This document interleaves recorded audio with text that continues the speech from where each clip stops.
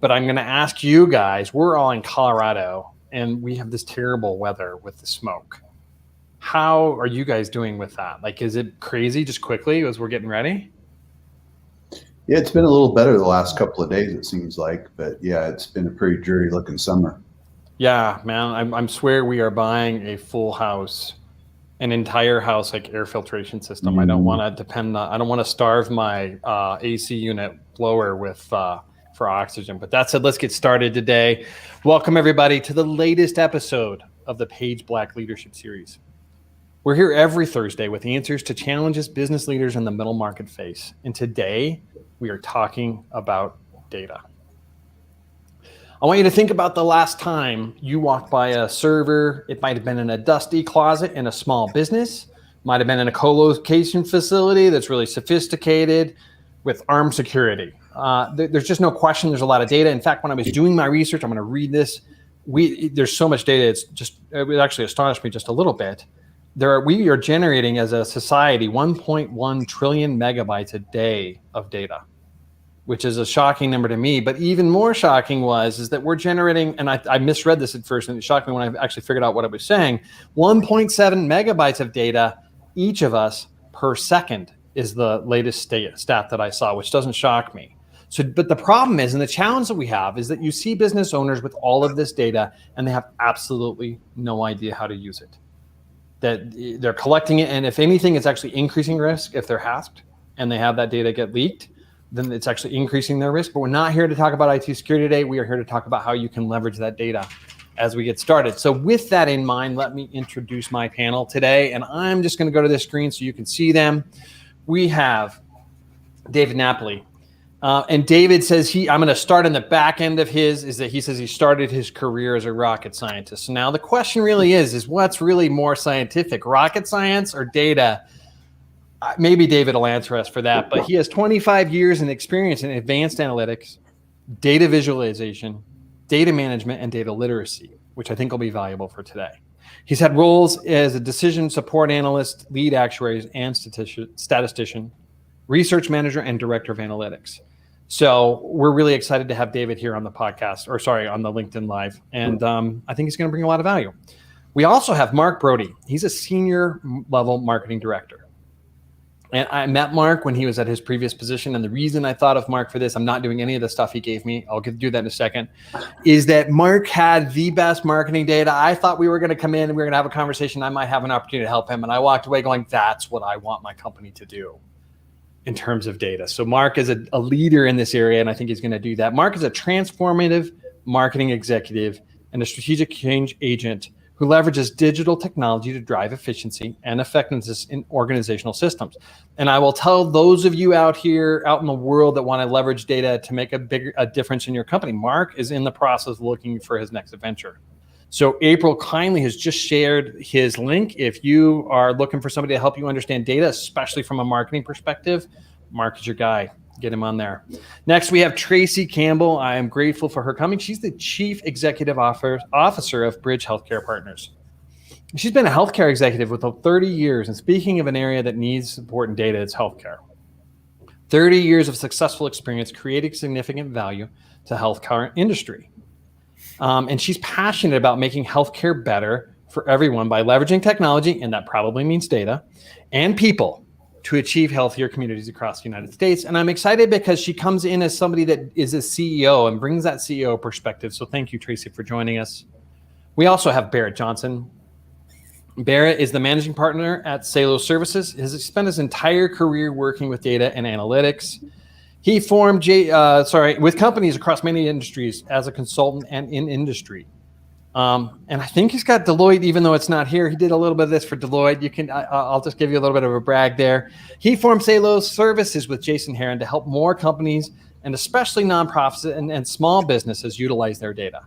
And their goal is to be a great partner, which I think is very true. They do that well, and provide expertise to help them, their clients utilize data as an asset. So he's going to bring a lot of wisdom to this. All right. And then Barrett, he wants me to tell you also, he's proud of the other titles, including husband, father, soccer player, director on the nonprofit board, backpacker, snowboarder, and dog owner. And in fact, we have two people with dogs on the call, so we're hopeful that they will not join the conversation. My name is Mike Black. I'm the CEO, managing partner / janitor of Page Black. I'm the least important person on this call.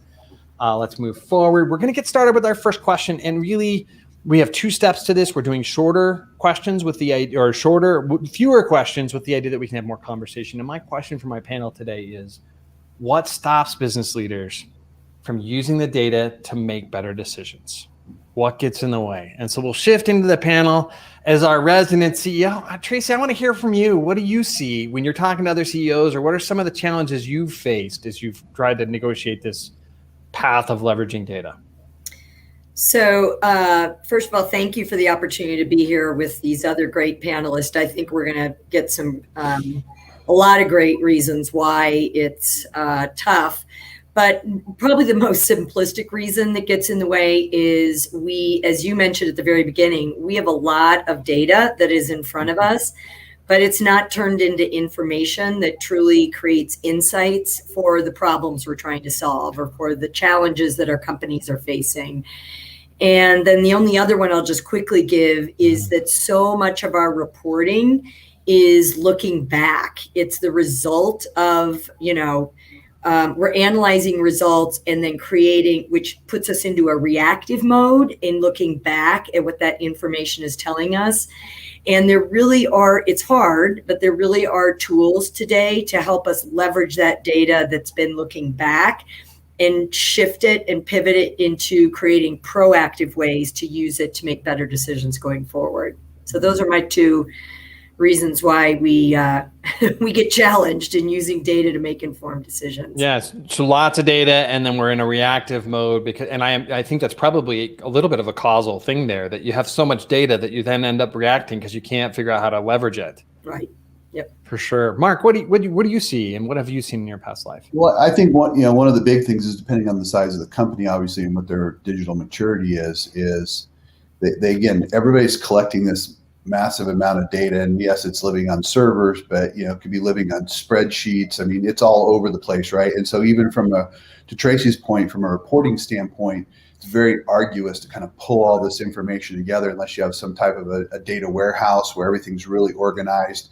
We went through that process in my last role of building out a data warehouse, because again, the company grew to the size where it just was unmanageable anymore, and really no one could make sure the numbers were straight one way or the other. So really, we went through the entire process with the company to look at, okay, what data is important for us to report on, and what should everybody have access to, and who should have access to that. So that's an important part. And the thing as well is, I think a lot of companies delay the process of figuring out what to do with their data because it's a pain.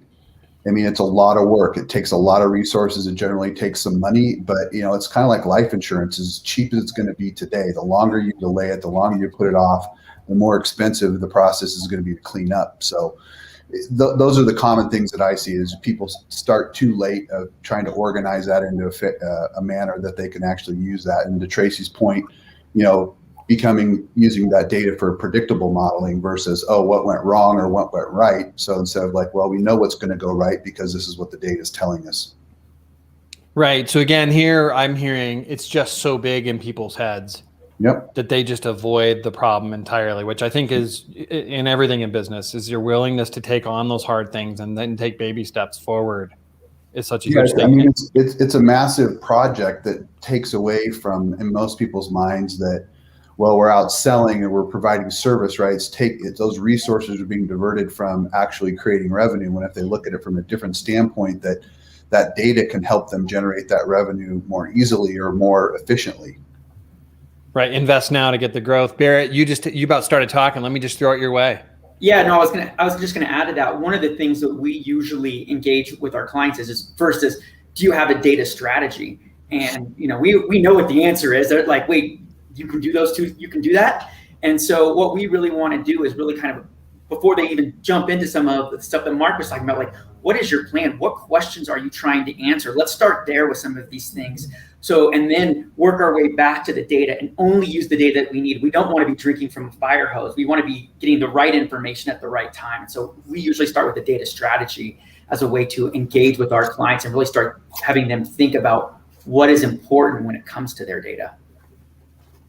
I think one of the challenge I foresee as you're having these questions is the data strategy should be based on the business strategy.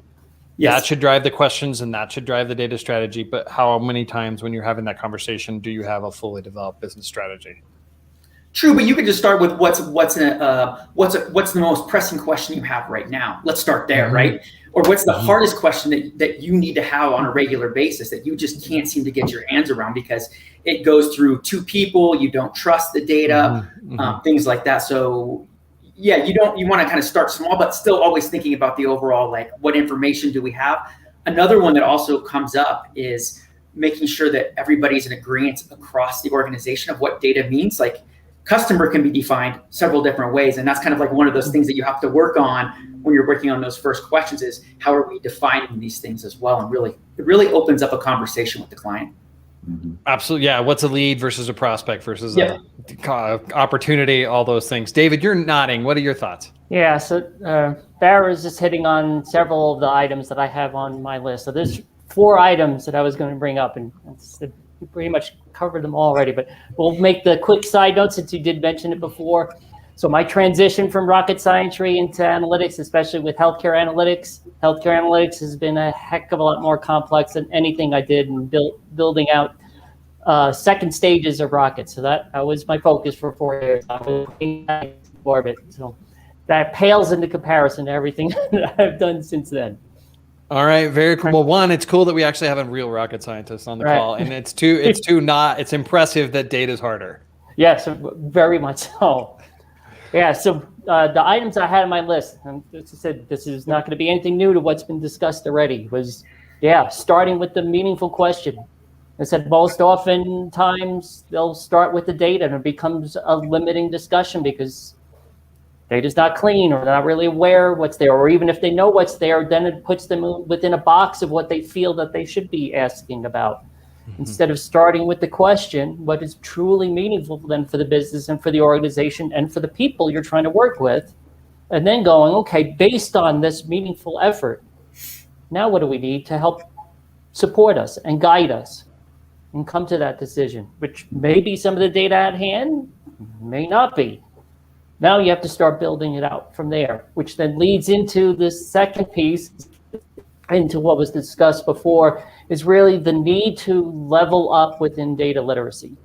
And I have a very poignant example of this that came up relatively recently with an organization we were working with, which was kind of come up with these key metrics that they needed to measure. And one of them was simply looking at a healthcare cost trend, which I think would be simple. It's one element that was suggested and was being discussed around this was a handling of adding in risk adjustment. Now, for those that are aware of this, yes, on an individual level, healthcare risk adjustment isn't the greatest, but when it's applied to a subpopulation, even a broader population, it gets more robust at this point. And for adjusting for trends, it works fairly well for that. However, with this organization and with this audience, they felt it was too complex of an element to put in there to discuss for this. So it became then a 1.5 month long effort of now discussing these convoluted approaches just because there wasn't a level of data literacy with the audience there to understand this one complex notion that could answer the question immediately. All right. So what you're saying is everybody on this call should be studying what is data? How does it work? And I'm sure there are resources that like LinkedIn Learning probably has some resources I know because I'm on one of those classes now. Exactly. So understanding what that foundational level of data literacy is with individuals across an organization and lifting them up from there. Because sometimes the world's complexity is worth explaining. Yeah. We're carving out a bit of a time for that. And I think a big part of that too, and Tracy probably, sees this in her organization, is that you really have to drive this data mindset through the entire organization. It's one thing for the leadership to say, hey, we're going to get our act together and really start using data. But if you don't have every person within the organization who has the opportunity to touch that data, understanding the cleanliness, the data hygiene practices, all the things that go with the data and what the importance is. Most people just look at data as it's a thing, right? It's just this nebulous thing floating out there in the cloud or on the server, like you said earlier, Mike. but really getting people to understand and buy in that this can really drive efficiencies and revenue and profitability within the organization. And that helps everybody, including the people that you serve. Right. And then I would. Nope. The only thing I'd add that I know Barrett, Mark, and David and I would all agree is, and then there's that whole loop back of evaluating it and making pivots. And I see us all. We all know that once you get that data literacy, you get the right data. What the questions are that you're trying to solve. It's an iterative process, right? Sometimes I think a lot of organizations just get content with saying, okay, we got that report, so we check that box. And I think that's some of the hardest is, how do you know, again, back to data literacy and some of the things Mark's bringing up, is you've got to constantly be reevaluating it and looking at whether it's still answering the questions, because things like pandemics happen and now you have new questions you have to answer. Where's the playbook for that? That's right. Exactly. Right. All right, very good. My one thought is, I think, Mark, you all just described what almost all CRM projects fail, and it's because they don't get people on board with doing the work, and they don't talk about what it's in it for the salesperson. Because that's really, Mark, to your point, it's what's in it for each person. If we just go, hey, everybody benefits, and the sales guys look, if I enter this data, that means I'm not making calls, and if I'm not making calls, I'm not closing deals. Right. You're never winning that conversation. You have to be able to explain it, and that requires that literacy. Well, So- plus, depending on the industry that you're in, the industry I came from, your salespeople, their book is their most valuable thing, and they'll plug the rudimentary required information in. But I've had multiple salespeople in the past that say, "Oh, I don't need CRM. My CRM's right here in my iPhone." So it's always a challenge of moving people off that, and really it's getting them to understand how all this works together holistically. And I would tell the sales guys, well, I need to run an email program, and 25% of the emails in the contacts in our CRM didn't have emails. Well, what do emails cost? Well, they cost if you have, a low open rate. If you have a high bounce rate, there's a cost of that, the labor that goes into putting it together. It's not free. It's not just, sending an email out of Outlook. So getting people to understand there's a lot of education that goes on, and really getting the organization to understand that every opportunity is a way to improve that data, collect new data, look for new trends, to Tracy's point of it's always evolving. It is not a set it and forget it function. It has to always be changing. I quit reporting on stuff that I reported on really early in my time because it didn't become that relevant. I had other things that were more meaningful as I developed and evolved my reporting process and the data that I was able to collect. Yeah, I would just add to that too, especially like a salesperson, if they don't have a chance to really interact with the data, if they're just putting it in a system and they never see it again, then they don't care about it, right? But when they get to see that information as well in some sort of dashboard or some sort of analytic, that then they are, scoring themselves against themselves or against other salespeople or whatever. Once they start having that interaction with the data becomes much more valuable to them as well. So sharing that data across the entire organization and letting people make decisions on that data across the organization is very important as well for that culture.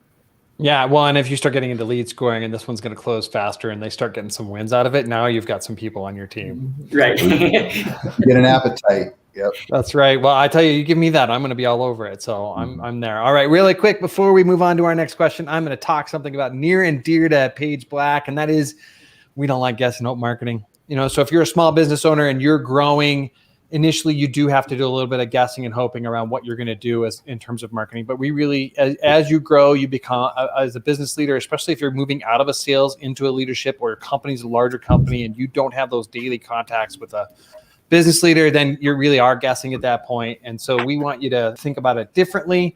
I had a story, but we're short on time. So I'm going to skip forward and just say speaking of data, we want data-driven marketing solutions. The data that I'm talking about is more than just numbers on the spreadsheet, but it really is some qualitative data.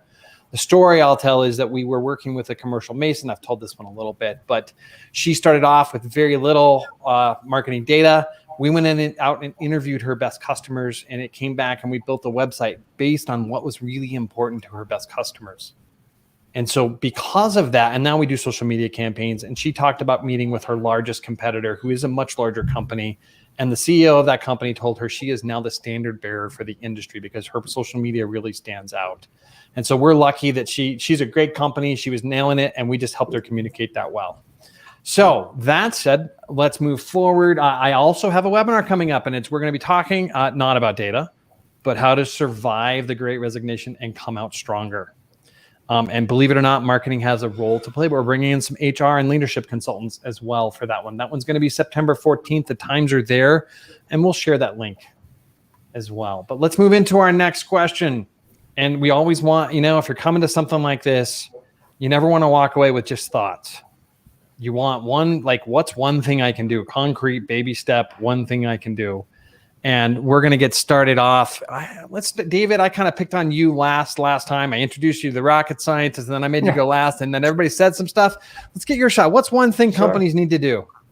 Stewardship, data stewardship. And it gets back at what was discussed before. So if you want to get this use of not just data, but really information going across the organization, you want to help with that iterative process around data literacy. Having someone that can champion data stewardship across the organization is what is going to drive that, and what can continue to drive that. This goes beyond the concepts of creating a single source of truth and having kind of metadata and data dictionaries. Yes, those are all good and necessary for it. But if you have a true kind of lead data steward, they are going to be the communication bridge going across the organization of these concepts, of the transformation process of data and information, of having people understand now I know how they use what I'm inputting here, or I know how it impacts their decision-making process, or I now understand the concept of whom our data represents and want to be able to act on that. That is so important to have in place. Mm-hmm. All right. So I have a question, David. How important is it that that's the CEO of the company? It's not. And okay. More than likely, it should not be. Okay. All right. They need to be bought in and support, but there needs to be one person that takes it on. Correct. All right. Exactly. And it can exist in multiple areas of the organization. I've seen it be present within the analytics arm of having that steward that can be that bridge across the organization. Other ones, it exists within the operational arm. All right. So my one thought, audience, is that whoever that is needs to have good communication skills. 100%. They have to be almost an extreme extrovert and love and be this change. I know who to reach out to. I'm going to bring him in and let him know about this. Yep. And it becomes pervasive across the organization, where people start picking up on that energy and passion that person has and says, I know it's changed. Now I'm going to help with the reaching out and knowing about this. Or I just learned something. I know someone else that would want to learn about this. Yeah. So maybe we have a stereotype of who a data person would be. Maybe they're not yet. That's just my one thought. But stereotypes aren't fair either. Mark, right. What are your thoughts? For me, it's just start. I mean, don't wait another day. At least start getting a plan in action. To Barrett's point, is really you got to start with a plan and a strategy. And again, like I said, it's like life insurance. It's as cheap as it's going to be today. Tomorrow, it's going to be more expensive and more arduous. So just start basic. And to David's point is, you have to have someone in the organization who's really going to drive it and who can really build those bridges across all the different divisions or levels of the organization. So then, to this idea we've talked about education, is that a fair starting point? If you're a business leader and you're thinking, gosh, I need to get started, is it just simply you going out and getting some more data literacy? Is that a legitimate first step? Or do you need to be more concrete and actually put some more business plans in place, or give somebody that may have more knowledge than you and putting them in charge of it? Yeah, I think you'd want to go find someone that's this isn't their first rodeo. Because if you try to do this on your own without any guidance or expertise, I think you could probably end up making it actually worse and spend a lot of time and effort. So, there's a lot of people out there that are great at this and that can really help companies get started. And I think that's probably the way to go. All right, Barrett will send you that, since that's what they do. He will send you that $200 later. Barrett, what's your response? What is one thing people need to do? Kind of a first start would be a report rationalization. Like what reports, what information do we have on our organization right now? What business questions are answered in those reports? Sometimes none are at all are answered, and you're like, why are we even creating this report and passing it around the organization? And also who's the owner of it, so that you have that ownership with it. But if you can start putting an inventory of your reports, that's going to start helping you lead to a strategy of like, what do we want to do with all this information? So it's a really kind of a concrete way to get started on it. All right, very good. I like it. I think there are reports that I need to change, so I'm going to follow that advice. All right, Tracy, what's your advice? Well, I think building on what David, Mark, and Barrett said is then you need to put it, I'm a big believer in putting it into visualization so that you can see trends, because once you see the patterns or the trends, it's a lot easier for whoever are trying to answer the important questions to pull insights out and reason about why they exist. And I think that's one of the reasons Tableau is such a powerful and successful platform, because it's doing a lot of that visualization.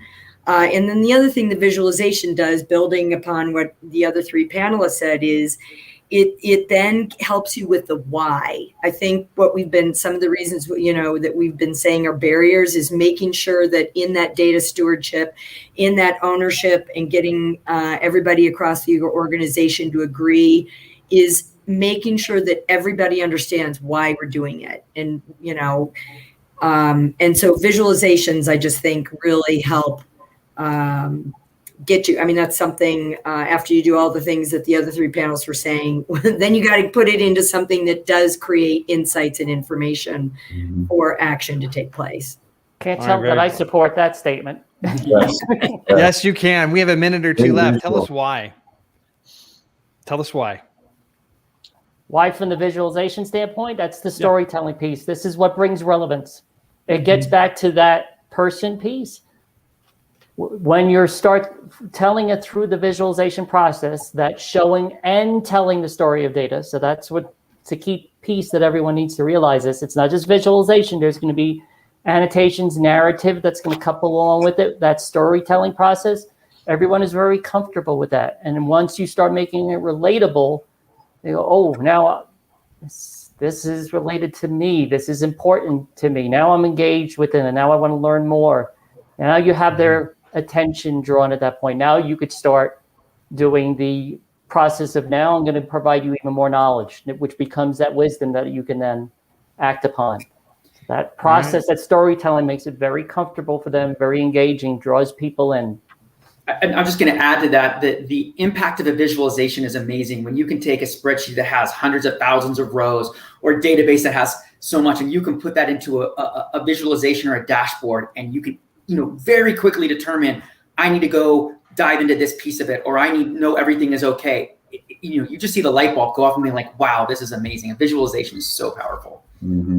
Yeah, I agree 100%. And, after a couple of years in my previous role, where this company lived and died by spreadsheets, is I just told everybody involved that was feeding me data, it's like, I don't ever want to see another spreadsheet. Like, let's figure this out. Like, I can't do this day in and day out.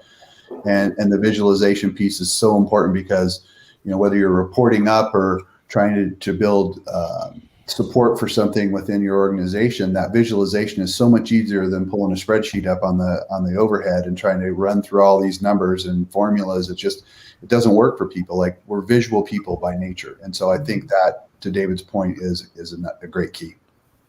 All right, so go ahead, one last one. Oh, I was just going to say real quickly on that. We had a client, they have over 100 stores. And when we started working with them, they actually had whiteboards and flip charts around one of the executives' offices of every store and what their numbers, and they would go change them. And you're like, oh my God, how do you guys operate like this? And this was a couple of years ago. I mean, this isn't, a lot of companies are doing this kind of stuff, and there's so much better way to do things.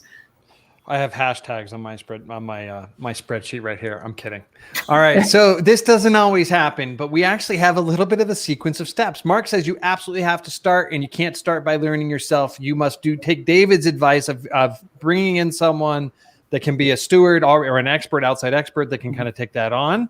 Barrett suggests then we need to be looking at the right questions and make sure we're actually asking the right questions. And then Tracy says, hey, let's take it further and make sure that we're getting visualizations. And everybody says visualizations, which that help us tell a story, report up, report down are the answers. So that's actually a path forward for everyone. So thank you very much, guys.